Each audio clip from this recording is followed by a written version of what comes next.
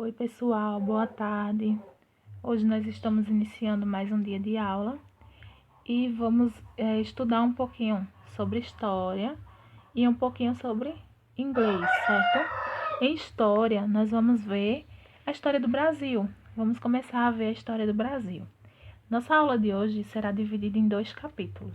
Quer dizer, nós estamos estudando o capítulo 3 e esse capítulo será dividido em 2 aulas.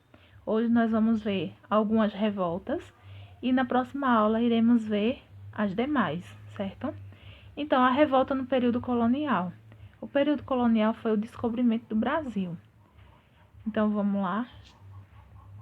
O Brasil foi colonizado por Portugal a partir de 1500, mas a efetiva exploração do território não começou no mesmo ano.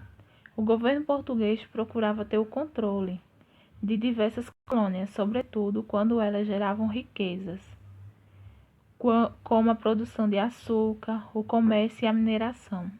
Esse controle provocou muitos conflitos. Então, aqui nós temos uma imagem, né, do descobrimento do Brasil, quando os portugueses chegaram no Brasil.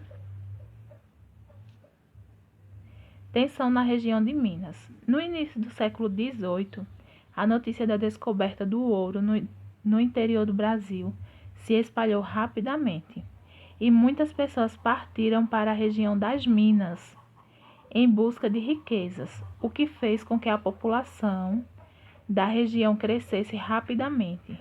Contudo, os bandeirantes não aceitaram que pessoas de outros lugares explorassem riquezas encontradas por eles. O nome ali tem explicassem, mas é explorassem, certo? Então, o que aconteceu nessa época? Quando os portugueses chegaram ao Brasil, eles começaram a explorar, procurando por pedras preciosas, como diamante, ouro, entre outras, certo? E quando eles chegaram ao Brasil, já existiam os índios. Então, eles começaram a explorar o território brasileiro e levar esses índios com eles. Então, esses índios foram chamados de bandeirantes, certo? Então, os índios eles encontraram ouro lá na região de Minas Gerais, que hoje é conhecida como Minas Gerais, né? Então, o que é que aconteceu? E quando essa notícia de que o ouro tinha sido encontrado foi se alastrando e lá tinha muito ouro, eles começaram, todo mundo queria ir para lá. Tanto é que a população de lá aumentou rapidamente. Todo mundo queria ir para lá para também encontrar ouro. E aconteceu que os bandeirantes eles não queriam, né? Foram eles que encontraram. E outras pessoas também iriam ter o acesso a uma coisa que eles encontraram, então eles não queriam isso. Então aí começou um conflito, chamado conflito Guerra dos Emboabas. Então esse conflito ficou conhecido como Guerra dos Emboabas, certo? Conjuração Mineira. A Conjuração Mineira, também conhecida como Inconfidência Mineira, foi um movimento de caráter separatista, ocorrido em Minas Gerais no ano de 1789, cujo principal objetivo era libertar o Brasil do domínio português. O lema da Conjuração Mineira era liberdade, ainda que tardia, certo? Então, o que é que aconteceu na Conjuração Mineira? A Conjuração Mineira aconteceu em Minas Gerais, certo? E como lá foi encontrado ouro e todo mundo queria ir para lá para escavar, para também pegar ouro, esse ouro começou a acabar. Porque muita gente estava indo, escavando, muita gente estava encontrando ouro, então esse ouro começou a acabar. Então o que aconteceu? O governo português começou a cobrar mais impostos. Por quê? Porque o governo também estava entrando em crise. Então o governo começou a cobrar mais e mais impostos. E o povo não tinha como pagar tantos impostos. Por quê? Porque o ouro estava acabando. Então espalhou-se um boato que iria ser cobrada a derrama. O que seria a derrama? A derrama seria uma lei que cobraria impostos obrigatórios. Então quem tivesse casas, imóveis, escravos, que naquela época os índios foram transformados em escravos, quem tivesse qualquer tipo de bem material teria que pagar o governo, teria que dar ao governo. Isso gerou uma revolta muito grande. Então, algumas pessoas, alguns ricos da época, algumas pessoas que tinham posses, começaram a se reunir e isso gerou um movimento. Então, esse movimento, né, contra o governo português, eles começaram a se reunir às escondidas para gerar um movimento para libertar Minas Gerais de Portugal. Então, só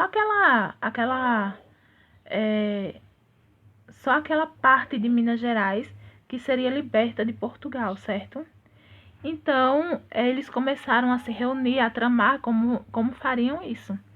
E essas pessoas eram as pessoas mais influentes, mais ricas daquela região, como militares, médicos, comerciantes, fazendeiros, certo?